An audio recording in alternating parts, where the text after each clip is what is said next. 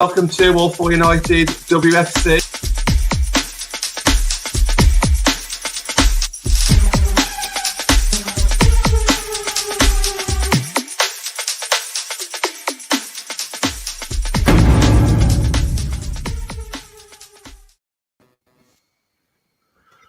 Good evening and welcome to Walpole United WFC. It is the Ben and Matt show. We are back live tonight, no pre-records. How are we, Matt? We good? Yeah, not too bad. Could be better, but hey ho, that's football for you. My voice is going, so bear with us if it's a little bit like a frog or whatever you want to call it. It's a little bit. I'm finding it back, ready for tomorrow again for another derby game. So, yeah. Evening, Rob, as always, mate. Always count on you to be on time. Well done, buddy. I'm disappointed. I'm still a bit disappointed with the game, but I'm sure we'll get onto that a little bit later on. Basically, today's sort of main focus is maybe the investment side of Manchester United. You know, for the Manchester United women's side. You know, and the big question, I think, or the main topic within this question is, where would you like to see the new, any potentially a new investment? Would you like to see it maybe in a completely separate new training ground from the men, or would you orientate around the players and getting the very best players that we can get in? I don't know where you want to start with this, because I think the training ground, training facility is equally as important for the players, but. I think what we'll do is this has come obviously from Mark Skinner's interview, hasn't it? For those that haven't seen it and wondered sort of what this is about.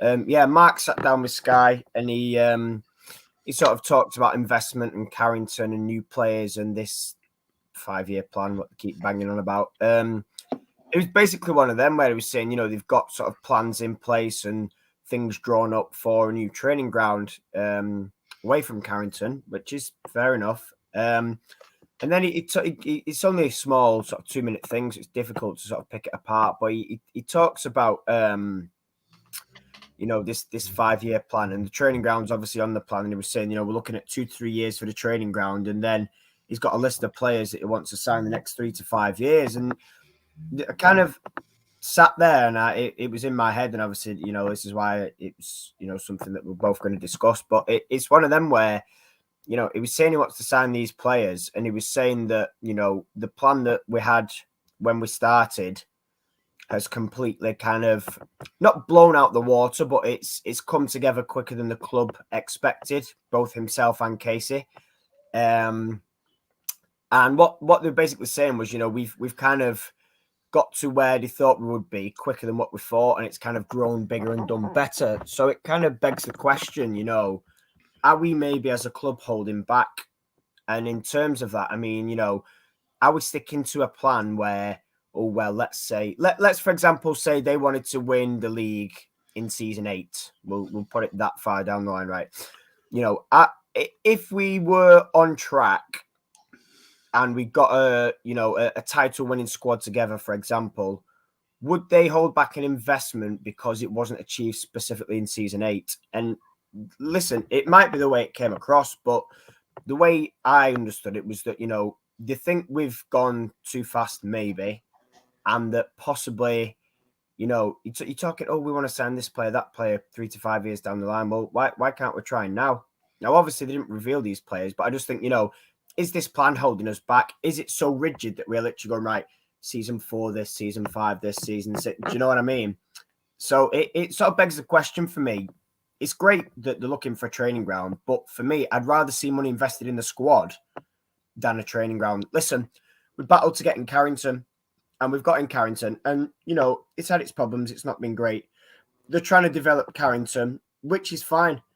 So I think for me, money would be better off spent investing in the squad. But I'm going to shut up now and let you talk a little bit about it. But just what do you take from it, and what do you kind of think? You know, have I maybe got the wrong end of the stick, or what do you think? Start with a plan. Do you think the plan's maybe holding us back, or maybe not? The thing with a plan, though, mate, is I think you're talking about Manchester United. This plan should have maybe sort of foreseen maybe a rapid growth pretty quickly. You know, we are Manchester United after all. You know, I suppose in a way you could maybe argue at the club, as you said, probably didn't predict that we'd get this big as quick as we have been.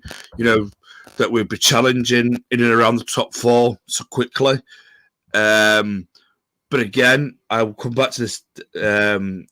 To come back to this point, we are Manchester United. We should have maybe had somebody, whether it be higher board level, or whether it may wherever that may be, you know, just to say, well, hold on, this is what if it does rapidly grow quicker than what we expect it to, you know, if we said, for example, we had an 8-year, like you said, like an 8-year plan, but in that 8-year plan, we're sort of 5 years ahead. You know, maybe somebody should be going. We should,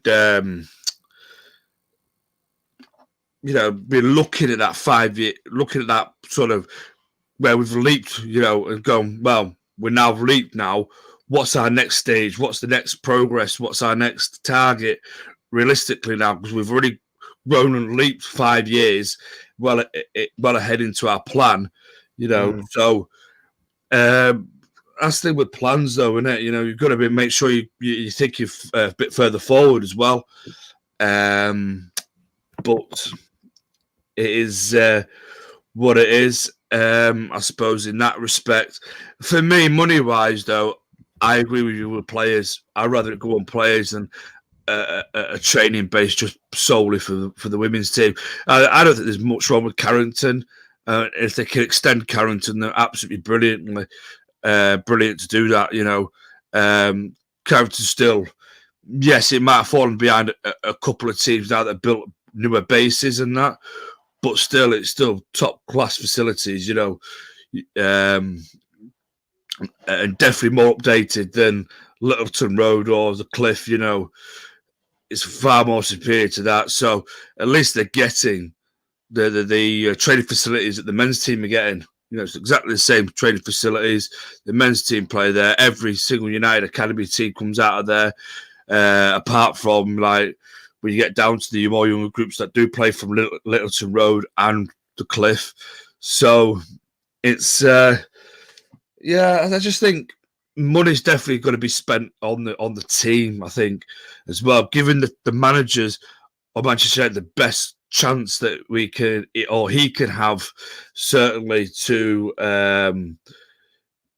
you know, to go out there and give it his absolute all, and to sustain where we are as well. Let's not forget, we really want to at least sustain where we have left off after Casey Stoney. We don't want to be sliding backwards now, because then what's the point? If we're sliding backwards, we're doing a disservice to ourselves, you know what I mean? Because we've done so well to get into that sort of top 4, if you like, you know, and holding ourselves in that top 4 category over the last couple of seasons. So, you know, and our first couple of seasons in the top flight, you know, we don't want to be going backwards. So I think we need to like get the players in and entrust in the manager's vision for the team. Because listen, it's far quicker to bring players in it than it is to build a brand new training facility, which could take 2, maybe 3 years. You know, so obviously you've got to get planning permission as well. So that could be a longer and lengthier process than bringing in players that the manager or the football club want, you know, to take us on to the next level. So I'm definitely all with you on that one, pal. Yeah, no, it's interesting. I'm just reading through comments now. You know, this is a good comment, and it's why I've left it on screen. You know, we sort of need to decide where we want to be as a club. And I think the thing is for me is that, you know, there's so much there. Like, there's a quality fan base there. You know, there's people around the world that tune in to watch games.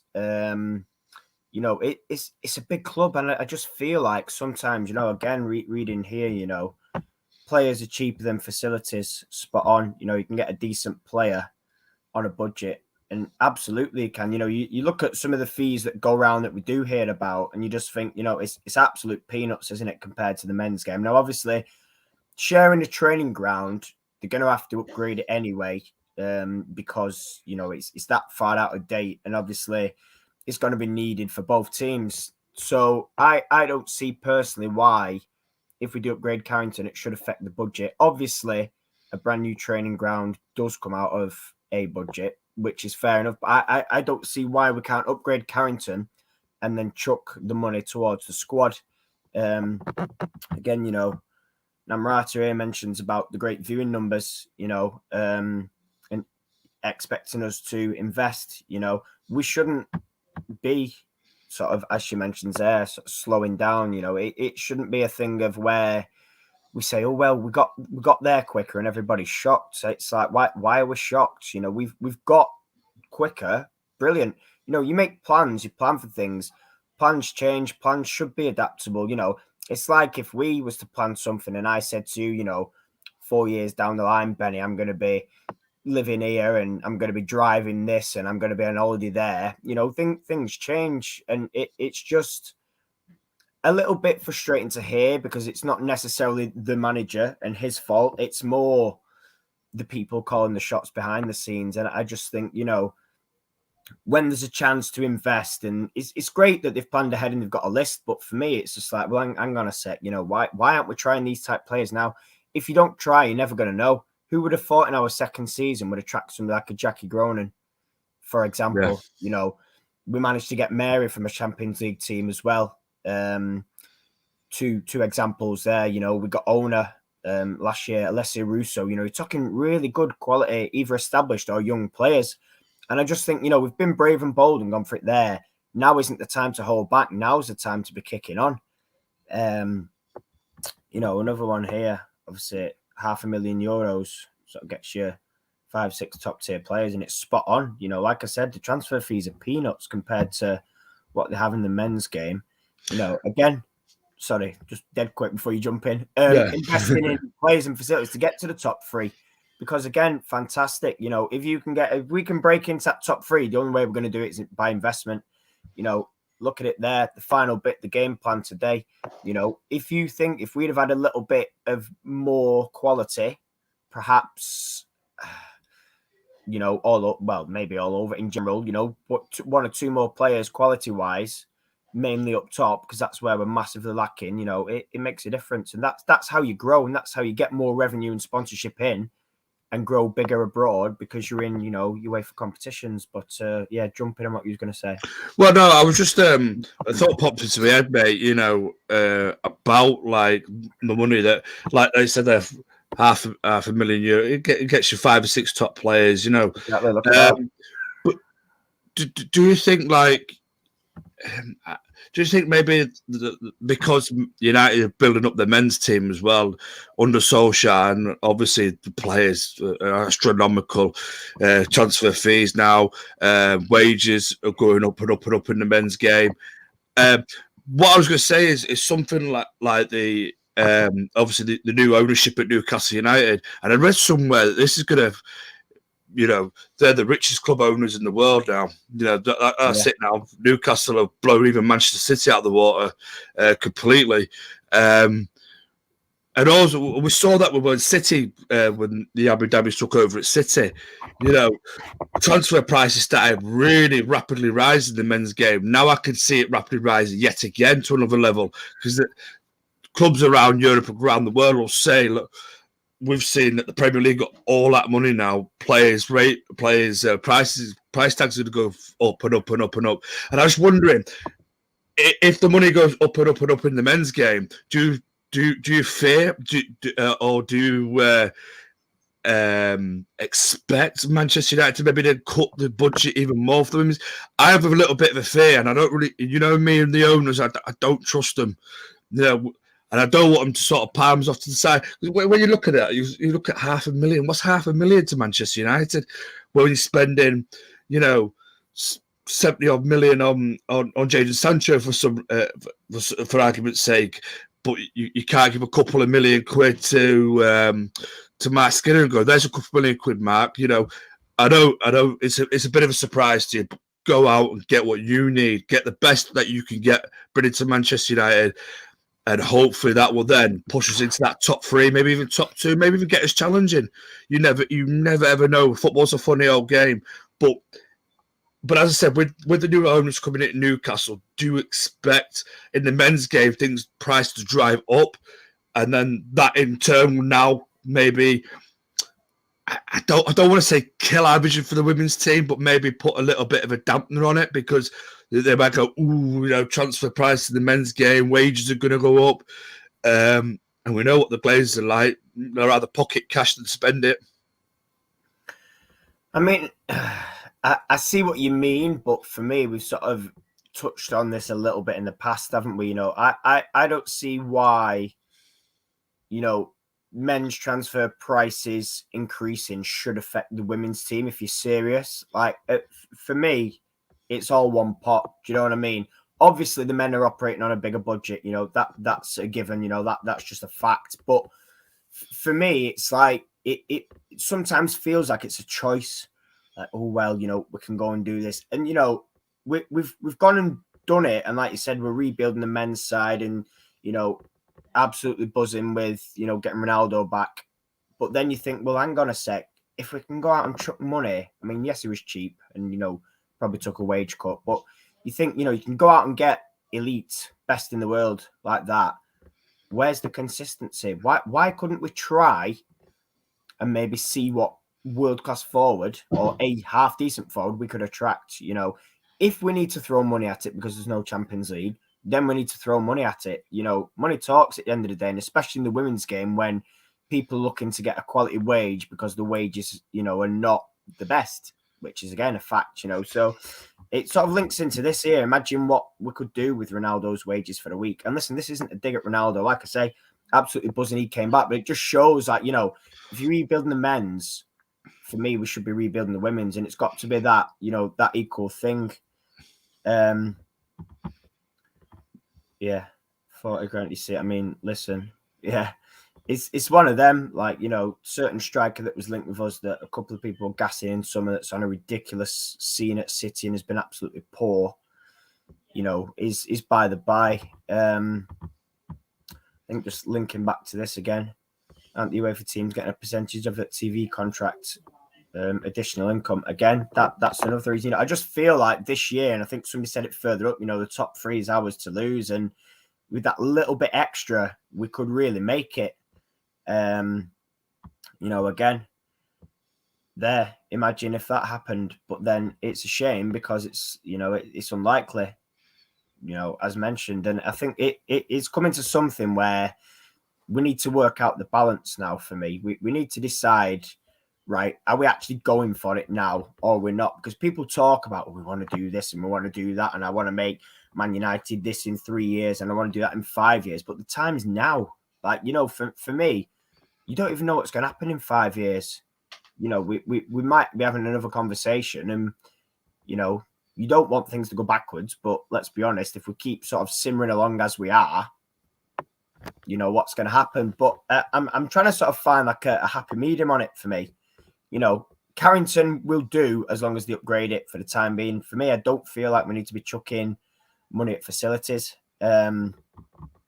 But again, it's one of them, isn't it? It's a fine line, but I'll let you jump in. Also, I was going to make a point that for those that don't know, I'm sure that most people do, and I'm sure it was beamed and sort of the cameras did catch the guy there, Darren Fletcher, the ex-Manchester United, Scotland national footballer, absolutely brilliant player, by the way. But obviously he's got a new role within the club as well, more of a director of football role. With Darren Fletcher being there as well, does that also sort of increase maybe your faith in Manchester United, that they're looking to maybe invest a little bit more on the women's side? You like, so John Murta was there as well today, so John Murta and Darren Fletcher are both there.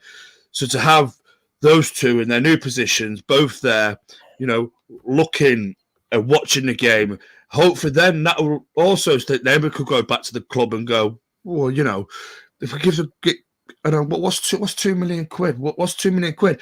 If you're saying 500,000 can bring you 5 or 6 players, imagine what 2 million quid could do. Yeah. There's 2 million quid for the summer, Mark. it's down to Mark then to identify the players. For argument's sake, I'm picking £2 million out of. It's just a figure off the top of my head, man. What's £2 million when there's someone we're going to probably go all out for a Haaland for that's going to cost astronomical wages as well. But what's £2 million to go? That's £2 million. That's for players. That's all that is your budget for players this summer. Go out there, bring in the best talent you could bring in. But obviously that'll probably include in that figure, probably include all the wages as well. But it's just a figure that I picked out. £2 million. There you are, Mark. We are serious. We want to back you. We want to get into Champions League football. I'm taking this for argument's sake that we'll finish fourth this season. We consolidate our place. Mark, look, there's the £2 million. You now go and challenge Manchester City. You go and challenge Chelsea with that. You go challenge Arsenal with that. Yes, but for example, Chelsea might outspend us. I don't know. We don't know what their recruitment's like. And obviously, I know that there's a few teams around there that have probably will get a bigger budget than what we would do, even if we did go, for example, £2 million. But at least then that gives Mark then goes, £2 million. That's more than what I'd expect.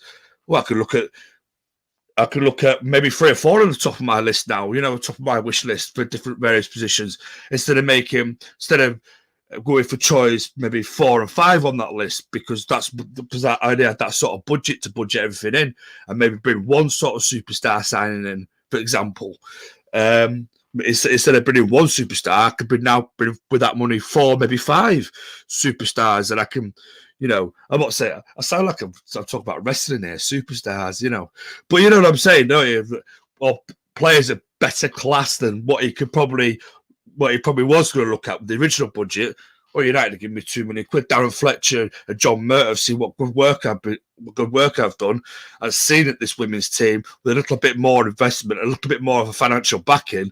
Can break it to the Champions League, can break in, give a Chelsea a bit of a run for the money for the league title, can challenge for silverware in the cups.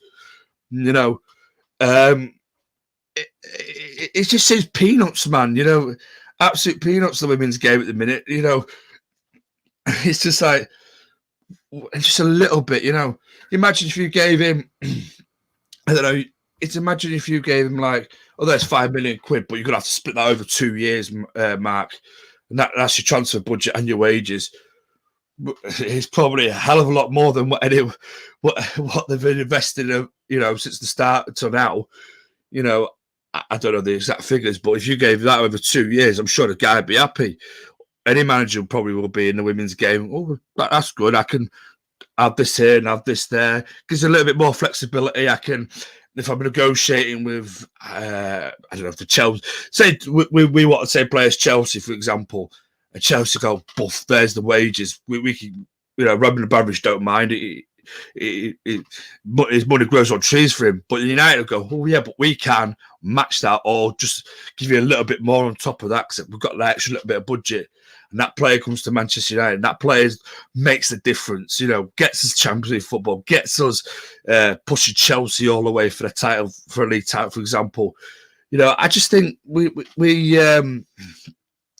it's just fractions that you don't have in the women in the men's game. It's just peanuts. It's like, what's that? Are the Glazers going to really miss that even £2 million? The Glazers going to really miss £2 million.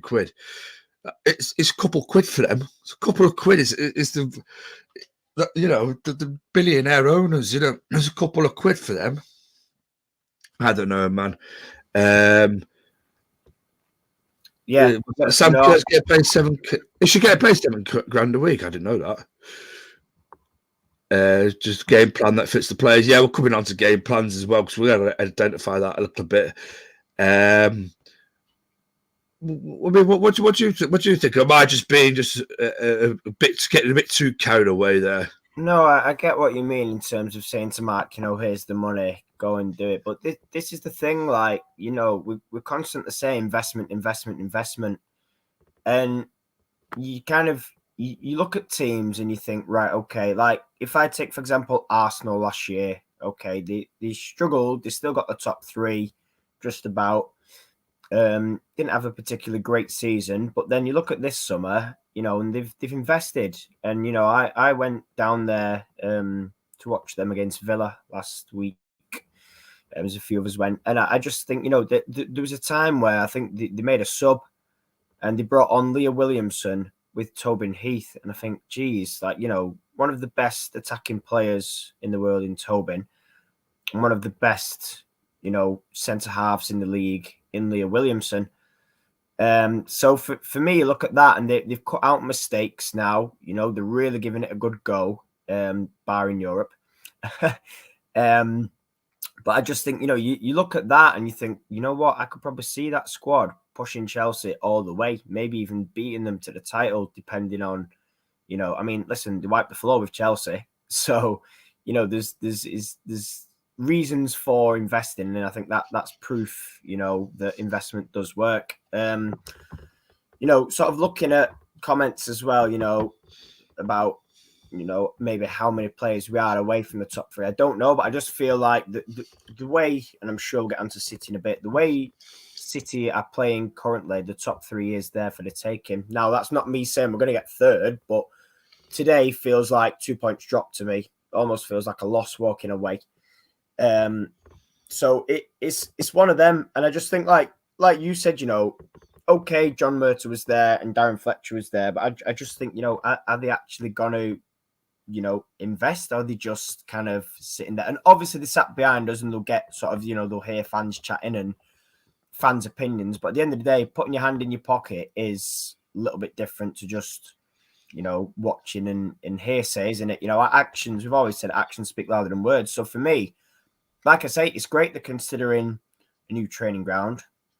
That'll take, like you said, 2 to 3 years. But, I can't see why in the meantime that we go all out on investment and recruitment. A few players, maybe an extra wide player, a couple of forwards, maybe another centre half as well.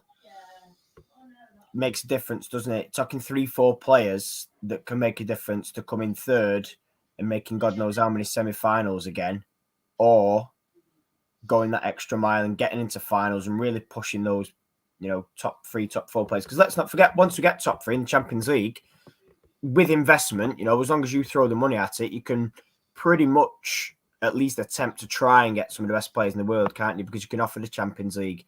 And it's like I saw a debate on Twitter before, people were talking about Tobin, and they were saying, she wanted Champions League, that's why she didn't renew at United. But I just think, with investment comes rewards, doesn't it? You always get rewarded for your investments. So it's one of them. I just didn't like sort of hearing that what had been said to Mark was, we're after certain players in 5 years' time. Why? It's like I said, you throw money at it, heads can be turned. So apparently we're sitting at John to sleep on the way back. John says that no, that's because John was up at crack of dawn, but they messaging people at 4. Yeah, messaging people at 3 a.m. I think that's John's fault. That maybe if he gets himself a little bit more kippy, he'd be awake. Anyway, I don't know what is wrong with him. I've not had any sleep for nearly 42 hours or whatever it is. So what's wrong with him? Yeah. Man up, man, man up. Pounding people, I tell you. Anyway, we're just going to move on to something a little bit different, because you did actually remind me. I actually did forget, but I'm glad you reminded me about that. You did send me a link the other day, and Sky Sports WSL sort of put out there from the FA Director of Women's Professional Game, Kelly Simmons, when she's going on about that visibility of the women's game and women's sport in general has played a huge part in increased interest. From the increased, from the new Sky Sports coverage, from the BBC coverage. That's good to see, and I know a lot of people actually at Old Trafford, if I may, before I come to you, pal. I know a lot of people at Old Trafford were like, "Oh, Ben, you go to the women's game, or the ladies' game, as they may say." I said, "Yeah." He goes, "Oh, I didn't know Sky had that. When was that?" I said, "Oh, he was on BT before, but I said Sky just bought out the rights. It's new for this season." "Oh, we didn't know that." And I had one elderly chap that sits a few seats away from me, but on the same row at Old Trafford, and he was like, "I didn't even know we had a ladies' team until Sky." And it was like, oh, he goes, I hope, he was generally shocked. He was like, oh, my hands up, I thought I knew everything. And I said, oh, no, it's been going for a few years now. We'll be back, I'll explain what we achieved and what's happened since. He was like, oh, I'm genuinely interested. When did they play at that Lee? Calls it that Lee. So, yeah, Lee Sports Village, and he was like, he was looking to get himself a season ticket. I was like, oh, but that's come across because of Sky, and on the improved visibility. What am I on visibility for? The improved visibility on the women's game. How nice is it that Manchester United's men's Twitter account was finally it took them all this time, but finally started promoting the women's team and the Manchester Times Day. How good was that, first and foremost, mate? Yeah, I mean, that has been a long time coming. There's been a lot of people saying, why haven't we done it? And another question that was asked is why has it taken it to be a men's international break for the main account to promote the women's account, which I can also see, but I think two sides to this. For me, give them a little bit of credit because it's been done, but then I do fully agree that it shouldn't just take an international break and no men's football for them to promote it. The thing is that the majority of our games are on a Sunday. Now, most of the men's are Saturday. So for me, it's kind of like, there's not a clash. So there's not going to be as much traffic on the Twitter or the Instagram or whatever they're promoting it on, Facebook, whichever. There's not going to be as much traffic as there is on a game day. So I still don't see why we cannot tweet, even if it's just Sunday morning or Saturday evening after we've played, oh yeah, women are playing tomorrow, they're playing here this time, blah, blah, blah, good luck or whatever. Even if it's a good luck message, do you know what I mean? It's better than nothing. Just highlights the team, doesn't it? But yeah, it's one of them sort of credit for doing it. It's taken a while, but that just sums up the women's team and the social media side of it. It takes a while, but it does eventually get done. But I think just thinking back to your Sky thing, I think it said now, I think the figures that come out for it since the Sky coverage was 24% of men's football fans said they now follow women's football and women's sport a lot more than they did 18 months ago. And the reason for that was the increased media coverage. So, you link that to Sky, you link that to possibly even during lockdown, to be fair, because I think a little bit of more sort of time on the hands for people, you maybe do see things grow.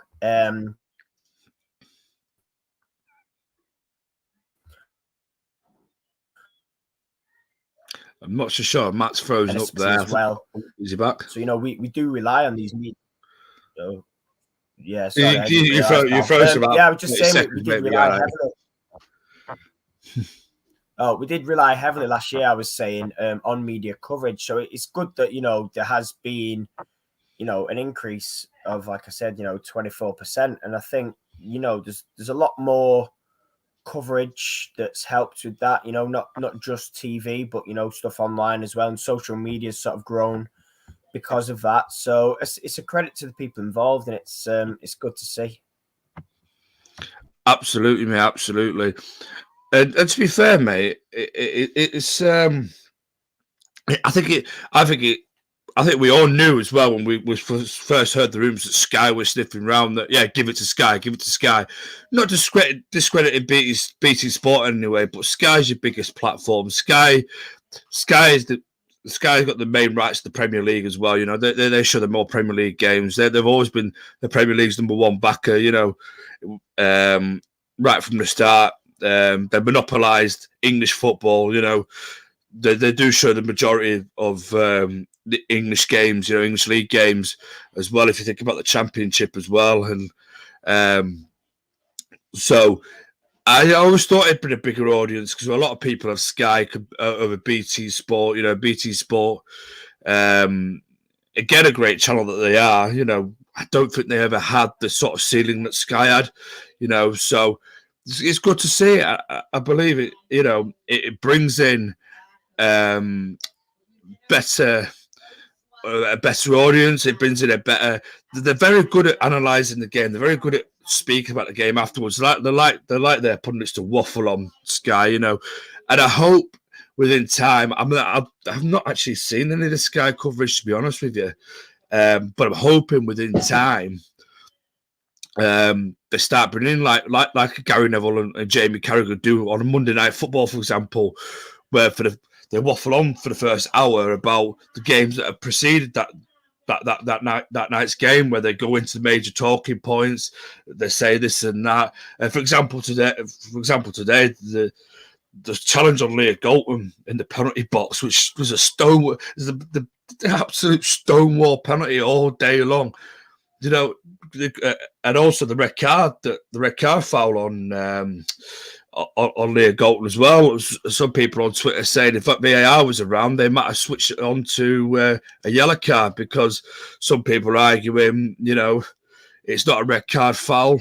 You know, so big debates like that. I think a lot of people love that sort of thing. You know, wouldn't it be amazing if Sky would eventually do that, and it brings more and more people in? Because a lot of people now like stat pack. Is it stat pack? I think the word's called. A lot of people like stat padding, and that they love all the stats. They love, like, you know, and there's the one thing that Sky seems to love as well. So I hope they bring that sort of thing in, and it'll draw a bigger audience in that way as well. When they say, "Oh, look, Sky have got," I don't know, whoever it may be in their studio, you know, and the waffling on like Gary Neville and Carragher do, and you'll see him on the pads, and they say, "Oh, this player should have gone this way, that player should have gone that way," highlight, circle a player, you know, and all that lot, you know. I think, you know, the Sky, I've always said the sky for Sky is the limit, you know. But yeah, it's good that it's bringing in fans from the men's game. How good is that? You know, it's a shame in a way that it's took this long. It's took a Sky Sports to come in. We've been critical of the FA for ages. The FA could have done this years ago, you know, but they're not bothered. The FA, let's be fair, they're not bothered. Not bothered about the game itself from grassroots level. So it doesn't surprise me, you know. Do you expect further growth then from over the next few years, from Sky, especially from Sky Television themselves? I mean, possibly. I mean, obviously, I'm like you. I've not seen any of the Sky coverage because actually, you know, we've obviously been there. I think I'm going to highlight this. What Vincent mentions here. It was good to see it on the BBC main channel. And I think, you know, everyone is everybody's hyping Sky, and rightly so. But I think let's not forget that moving it from BBC 4 or BBC Red Button or whatever they had it, you know, whatever other channels they hid it on, is also a step up, because I think the difference between the BBC and Sky is everybody's got BBC. Absolutely. You know, as long as you've got a TV license, you've got BBC.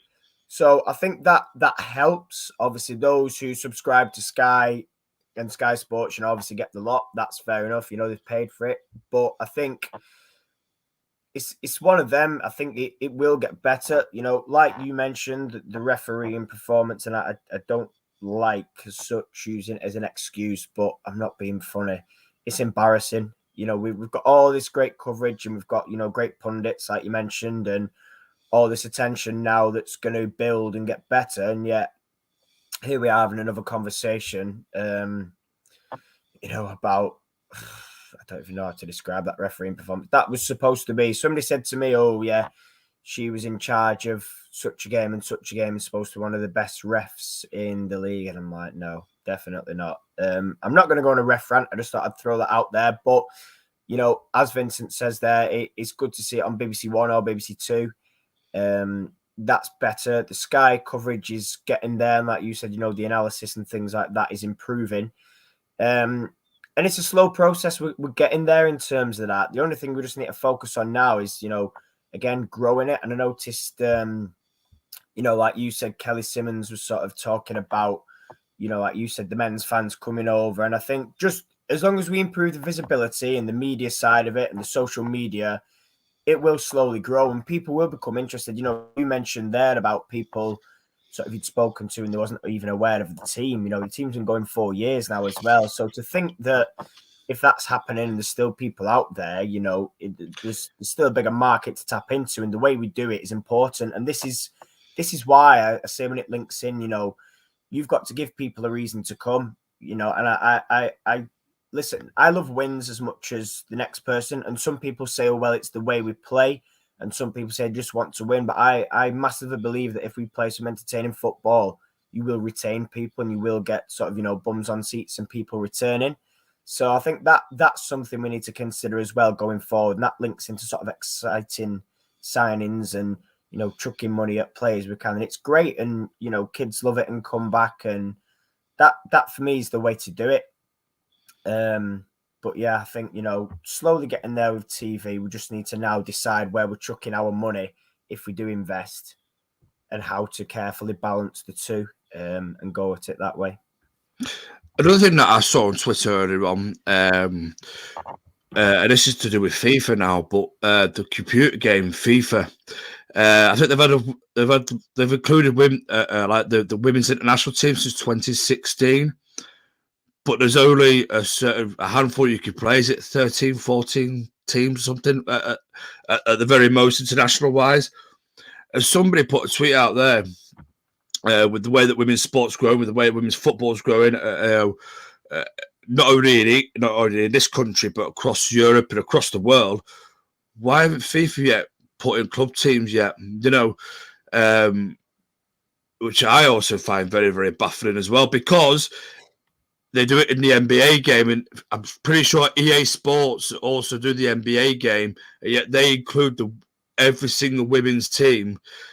I don't know about basketball, but I'm assuming Chicago Bulls and their women's iteration of that team is also in that game. So why haven't FIFA and EA Sports done that on the computer console games and said, "Oh, there you go, you got Manchester United, Manchester United women as well, and you could play, you could do a league in the Barclays FAWS, so be any of the teams in there, because someone did say that that's another way you get young people involved, because obviously we all know the big power that computer games have over the generation of kids now, and not only kids really, but teenagers, everything. It's a massive market there as well, which I'm surprised that FIFA and EA have not gone down yet, and then that'll bring more and more people to them as well.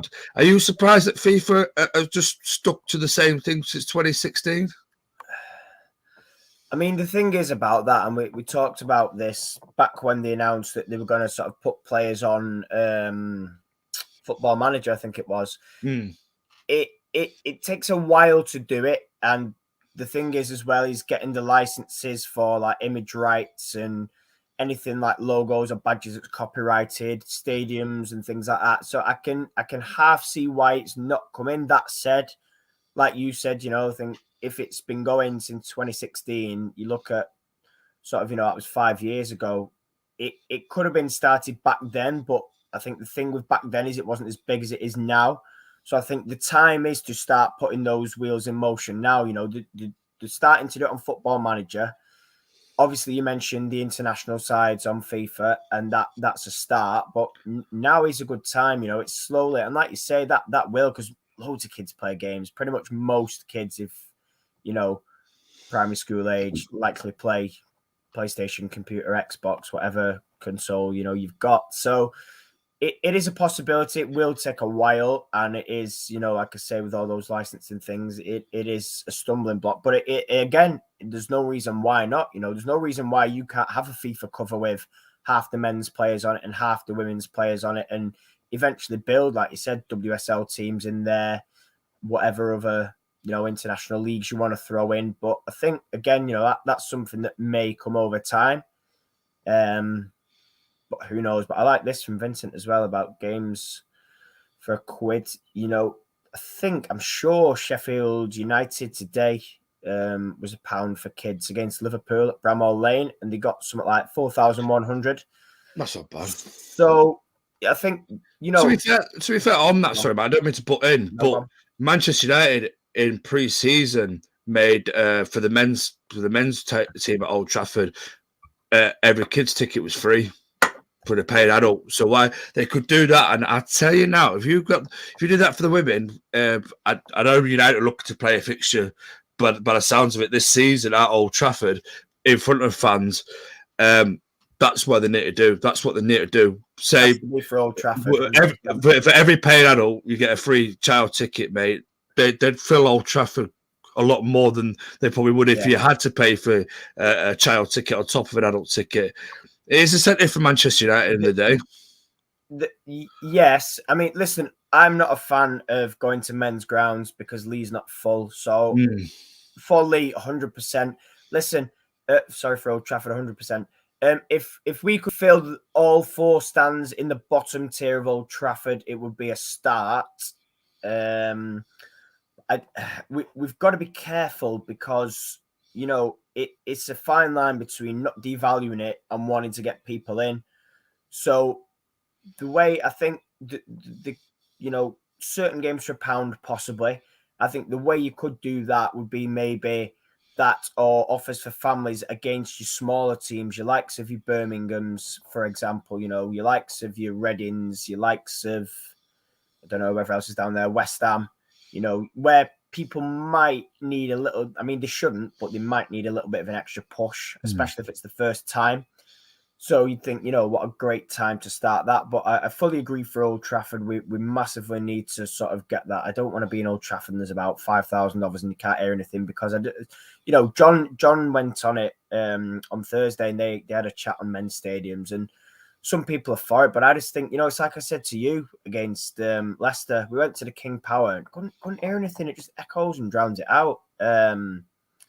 So, you know, it's one of them where we do need to find that balance. But, you know, today is shown at Bramwell Lane, 4,000. Sheffield have never had 4,000 that game, you know. So that has possibly worked for them. But again, it's like I said, it's a fine balance. I'd rather, you know, we sell out our own grounds. And obviously today, was it just short of 3,800? Yeah. Which is fine, you know, for a derby. But then I think, well, you know, next home game, where are those fans going to be? Those new fans, are they coming back? You know, how are we retaining them? It all plays into, again, the growth. But I think, you know, like I say, Vincent's got a valid point. You know, get your families in, get your younger fans in, make people want to come back. And it sort of links into what I mentioned earlier about the style of play as well. But yeah, it's one of those. There's lots of different ways. There's lots of promotions. And, you know, you briefly mentioned pre-season.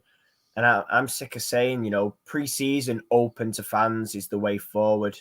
You know, training, open training to fans pre-season is the way forward. You know, activities pre-match for families is the way forward. And it baffles me as to why you don't listen when people give the club feedback and they suggest these things and people have these talks, why nothing's taken on board. You may as well not bother asking for feedback because it never gets acted upon. But there's plenty of opportunities, you know, to grow it, but it's just what the club want to do with it. You know, fans will always have ambition. Fans will always want to win. Fans always will want to be successful. You know, are they going to match that? Time will tell. Yeah, absolutely, mate, absolutely. Going on today's game, then we will touch upon it at the start of the show. We're both a bit down, but disappointed. I mean, that City team was there for the taking. Even when you looked at their starting 11, it was like not full. Obviously, they're not full strength. They've got injuries throughout the squad. Yes, it's still a decent side, but I just thought we didn't apply ourselves properly. And in midfield is the biggest issue for me.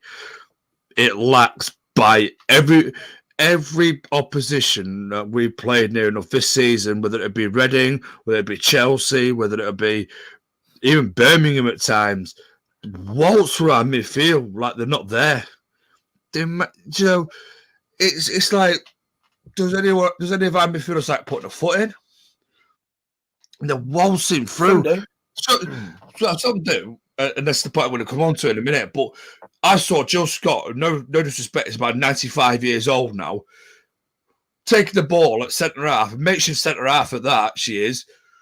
And she's been allowed to bring it 20, 30 yards. What are we doing? Where's the pressure? You know, bringing it 20, 30 yards. That boy should have been hounding her all day, knowing that she's about 95 years old. Her legs have gone, you know. we should have been absolutely hounding her tonight, today, should we say, this afternoon. We should be playing on that a little bit more, you know. I don't know. Am I being a bit too? I've been a bit too critical of this midfield, but I just lacks bite. No, I agree. I think the thing is for me is that this should be, well, it probably is our best midfield that we've ever had. But like Gareth says there, which was just about to be my point, you know, the three players that get stuck in all started on the bench and have done for most of the season. Now, the midfield, the thing is that when we get the ball, it's very slow. The build-up's slow. And I think we either seem to bypass the midfield and go with a long ball, or when we give it the midfield, they don't link very well with the attack. And like you say, the sort of we press from the front and it's poor Alessia on her own, usually followed up by Tooney, and that's it. And we put Jackie so deep that she doesn't stand the cat in hell's chance because she's mopping up for half the other cock-ups. So it's a difficult one because I still, like I say, I still believe we've got the best midfield we've ever had in 4 years, but you've got to get stuck in. You've got to press. We, like you said, we stood off. We didn't take the game to them. We had one shot in 45 minutes, and it was a tame effort at the keeper. I can't remember who had it. But we've got to start, especially at home. They were there for the taking. We've got to take this, you know, performance and improve it. We've got to take the game to these teams. You know, it was a depleted squad. It was there for the taking. We looked all right the last 20 minutes. I think that was probably our better spell of the game, the whole game. But I just can't work out certain individuals and certain.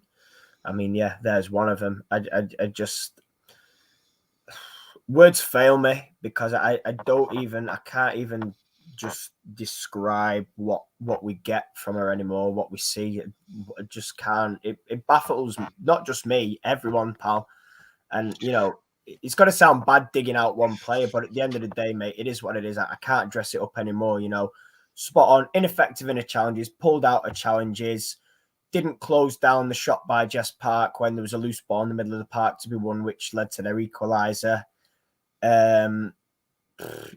And then, you know, you see Stanny come on and she does more in 20 minutes than, you know, she's done in 90.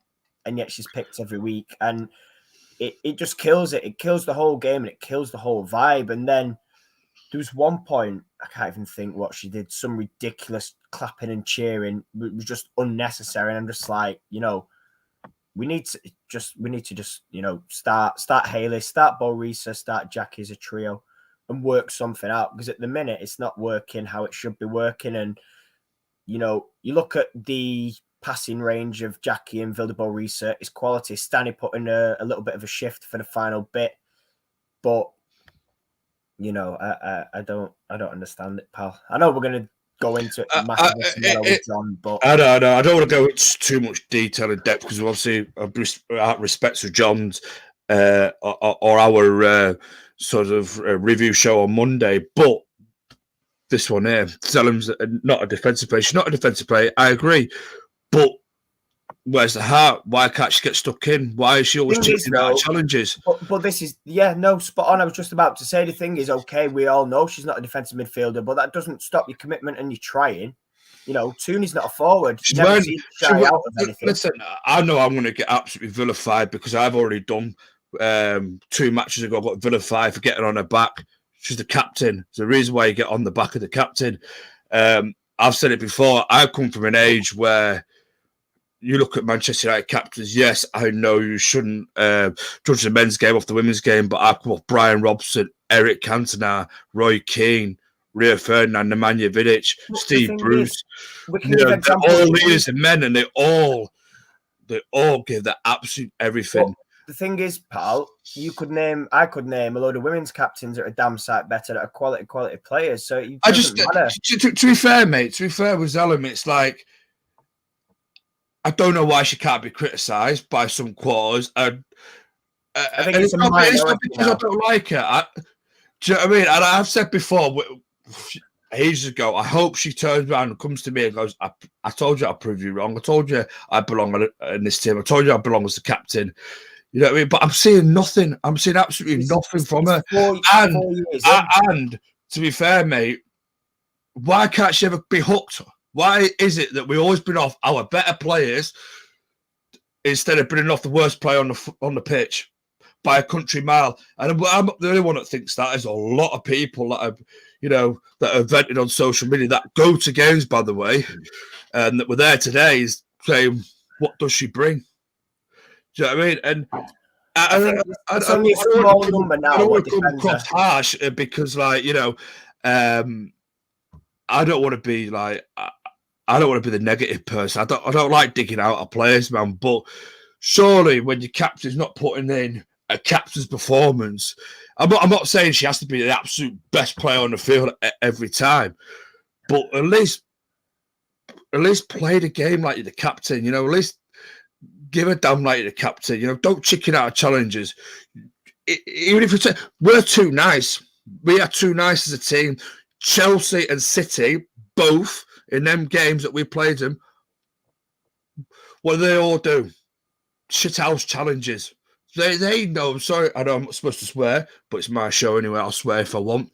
Shithouse challenges. Shithousery, football shithousery. They do it. They do it because that's what the top teams do. We're all too nice, see?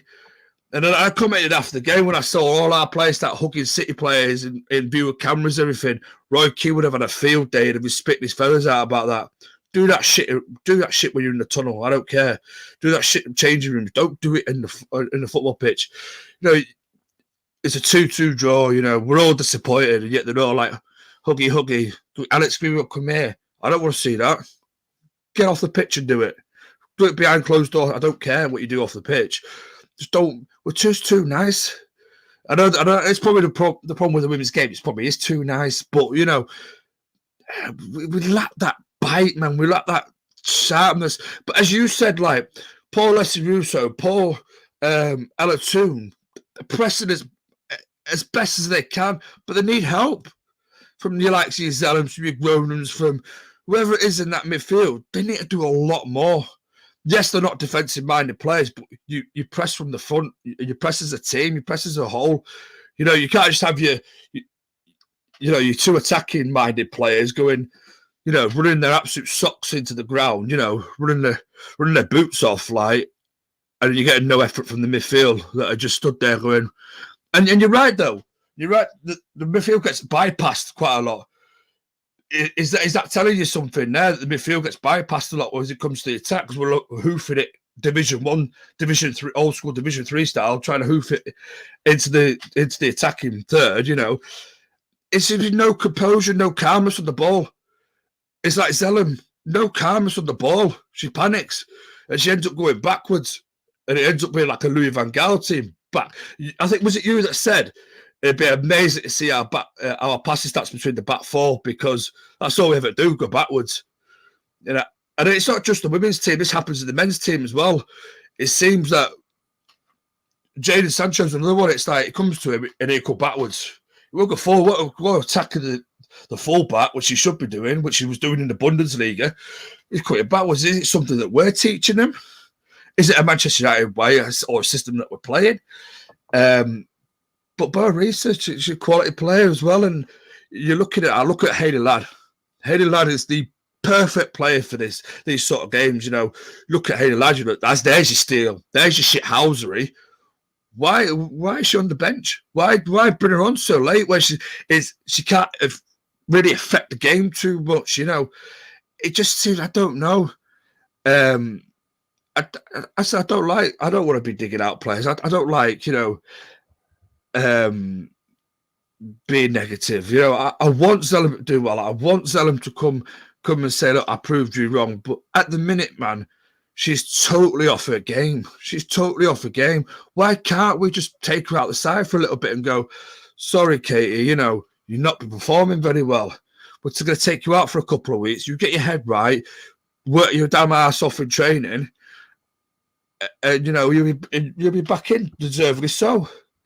But I just think I don't know, man. I don't know what you think. It's just so disjointed at times.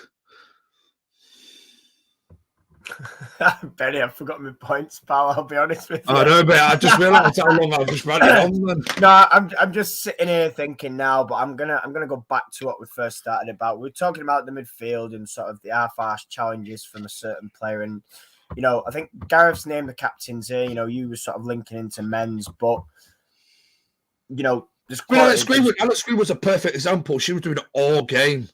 Just shit hours with little niggles, little shirt pulls. We don't do anything like that. No, don't. Where's it gone? Jesus, that was some rant. That was it. Sorry, I didn't mean to. It's not that. It's just completely thrown me off. That's what's funny. But oh my god. No, I'll go back to what I was trying to say. Yeah, just you need more, and it's not even digging out a player now. It's come to the point where it's getting ridiculous that the selection's justified. And you were sort of talking about you can't say it. Well, do you know what? It's tough. There's more people now digging it out than there is, saying, "Oh, this is great, that's great" of her. And I just think there comes a point now. It is a minority what's still enjoying watching it. I just think it comes to the time now where people are seeing it. You've got to be honest. We've had 4 years of this. We've not seen. You said, "Oh, I'd love for it to prove me wrong." Not seen it. Some of us were calling this in season 1 and season 2 that it wasn't good enough, that it was a championship standard, that Liverpool let it go when they were a top 4 side, and we still seem to cling on. And, people might say it's over the top, but, I personally don't think it is. We've not literally, just singled her out. There was last year and the year before, people singled out Martha, people singled out Kirsty Smith, people singled out other players. Mary gets criticism every week almost, who had an absolute blinding game today, by the way. She did. But it's just, I think we need to recognise now we've got to get rid of this stubbornness, because it's there. Bo Reese a far better player. This is it. There's the amount of people and the amount of comments I see now saying she's only in there because she's captain rings true, and it's spot on. Another one here. We don't play it through the middle because Zellam's passing is absolutely woeful. Do you know what makes me laugh though? Alex Greenwood plays centre half. Mainly for City. The amount of balls she was pinging from side to side with accuracy. Then you look at Zellam. She tries it once and it's going nowhere. It's a City shirt. How many corners today? Which you correctly went is going to a City shirt. And every time you said that, Zellam's corners were going straight to a City player. It breaks it down because people don't want to pass to her. This is the point. This is it right there. People don't want to pass the ball to her because the distribution is so woeful. And then we have to put Jackie, drop her deeper and deeper to make up for it. The corner she didn't take, we scored from. Let's have a look further down here. Not in form. That's Robert. Doesn't serve any purpose. This is why things break down, and this is why people are frustrated now, and this is why people question things, because there's just a blinding faith to certain players. Like I said, Lucy Stan come on and change the game. Haley Ladd probably got about 5-10 minutes and didn't get a chance to affect it. It's just bizarre why you wouldn't start, with that. I think if we'd have started with Ladd, Reese, and Groningen, would have won that game comfortably. I really do. Midfield's where we lost it. If you look at what Skinner said after the game, he said City sat in a low block, and they did have this conversation with about 4 or 5 people.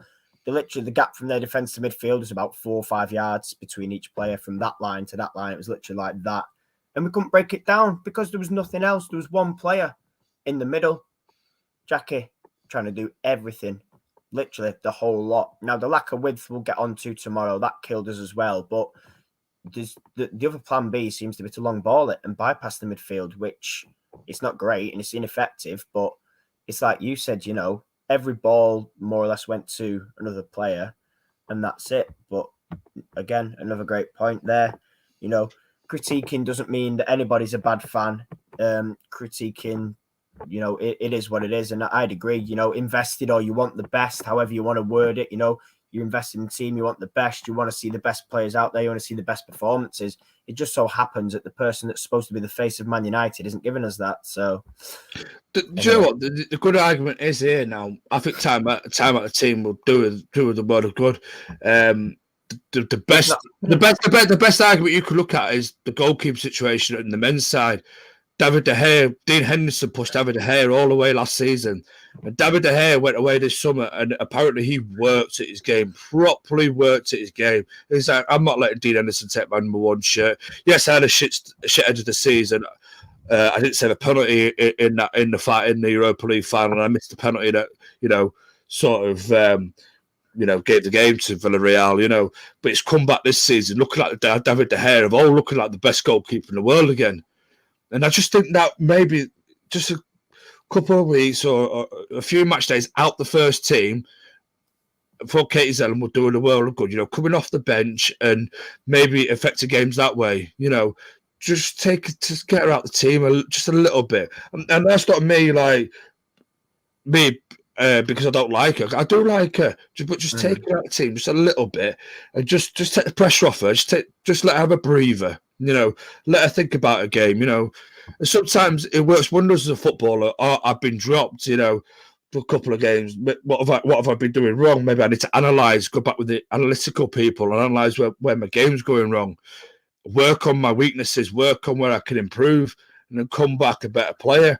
Because every time she's always in the starting lineup, she never gets hooked off. When far better players on the football pitch should be staying on there. I just think, come on, criminal. Like Jackie got subbed for no reason at all as well. Yeah. Anyway, we're going to wrap up there because we could go rant all night, couldn't we? Let's be fair. One assist, 100%, quite 100%. Stokes had a good game, to be fair, man. I thought she was quite physical. I didn't think she was all that, a season or two ago, but she looked quite good. I'll give her that. Especially when it's Kirsty Hansen, who's arguably our most physical player, let's be fair, is in terms of build. But, it's just, I don't know. But I don't want to... It comes a point when fans can see it and, staff can't. It does seem like that. It does seem like an obsession to player. And Bo Reese has probably had about 80, 90 minutes in 6 games. Yeah. But anyway, I think we'll leave it there anyway, so we can make sure that we've got plenty of talking points and plenty of more in-depth analysis for the Monday night show, which is the match reaction show. I don't want to take too much away from them. So I think we'll wrap it up there, pal, today. Any last sort of words? Obviously, it always goes to on scheduling and. No, schedule is out tomorrow. I'm sure John's going to Stourbridge. I'm at FC. FCA Awards actually is this week on Thursday. Oh, yes, it is. Unless John pre-records, I'm not sure because we've not sorted that. There may be no show Thursday, but he may also pre-record. If we can do it, we can chuck it out. Obviously, it's also match day, so I know people would rather watch the match than listen to us waffle on, which is great. But yeah, schedule will be out tomorrow along with the weekly catch-ups as well. So yeah, and obviously next show is Monday's preview, review, whatever you want to call it. Dissecting the draw. Yeah. What else was I going to say? I was going to say something else. Then I've just completely lost my train of thought. Then, but yeah, we'll be back next week anyway. I hope we'll be back next. Yeah, we will, won't we? We'll definitely be back live next week. I'm pretty sure there's nothing else that is going to stop us being live next week. So just disappointed. Oh, happy birthday for tomorrow, Vincent. His birthday. All the best people born in October. Oh, here he goes. Thanks for coming. I'm sure that saying's about 5 years out of date now. But no, yeah, keep saying that. Anyway, yeah, happy birthday for tomorrow, Vincent, and have a good one. Hopefully, I hope you have a good one, pal. Hopefully the result today's not ruined your birthday. Yeah, absolutely. Any more things to chuck there then, Matt? Or you were all right now, all done, pal. All good. You can wrap. Right. Thank you for everyone joining us in the comments today. I'm sorry it ended on a bit of a downer, but yeah, some things have to be said for the greater good, I think. Until Monday night, we shall see you then. Take care.